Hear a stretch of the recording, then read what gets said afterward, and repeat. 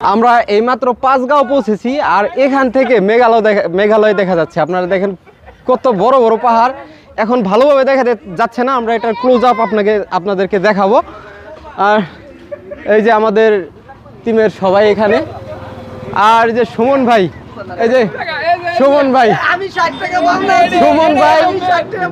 আস্তে আস্তে সুমন ভাই কাজটা করছে কি জানেন, আমার পকেট থেকে 800 টাকা পড়ছে, 800 টাকা পড়ে গেছে। তো পেছন থেকে দেখছে, তো দেখার পরে আমাদের 1 কিলোমিটার দূরে এসে বলতেছে যে তোমাদের পকেট থেকে টাকা পড়ছে, নিয়ে আসো। এখন 1 কিলোমিটার আগে টাকা পড়ছে, সেখান থেকে টাকা না উঠাইয়া আমাদেরকে বলতে আসছে 1 কিলোমিটার দূরে। এখন এই লোককে কি ধরনের জরিমানা করা যায় আপনারাই বলেন। এই যে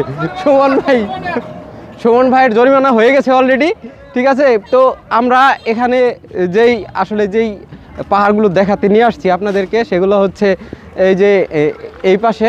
এখনো আপনারা দেখতে পাচ্ছেন না, আমরা এটার অনেক কাছে যাব, এখন সেখানে গেলেই আপনারা সমস্ত কিছু দেখতে পারবেন। এটা আসলে খুবই সুন্দর, খুবই সুন্দর। আর আজকে আমার সমস্ত খরচ দিবে হচ্ছে সুমন ভাই আজকে আমার সমস্ত খরচ দিবে, কারণ হচ্ছে আমার পকেট থেকে টাকা পড়ে গেছে, সে না উঠাইয়া তার আমাদেরকে বলতে আসছে অনেক দূরে, তাও 1 কিলোমিটার দূরে। ওই টাকা কখনো রাস্তায় থাকে?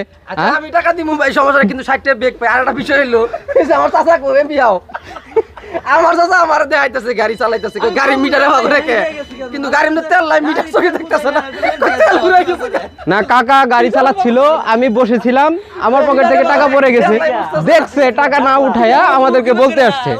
এইটা কোনো কথা? আমরা মেঘালয় পাহাড়ের একদম কাছাকাছি যাচ্ছি, আর এই পাশ থেকেই দেখতে পাচ্ছেন আপনারা কি সুন্দর একটা ভিউ, কত বড় বড় পাহাড় দেখা যাচ্ছে। আসলে এটা দেখার পরে আসলে মনে হচ্ছে যে পয়সা উসুল একদম। তো আমরা এখন সময় নষ্ট না করে যাবো ওইদিকে।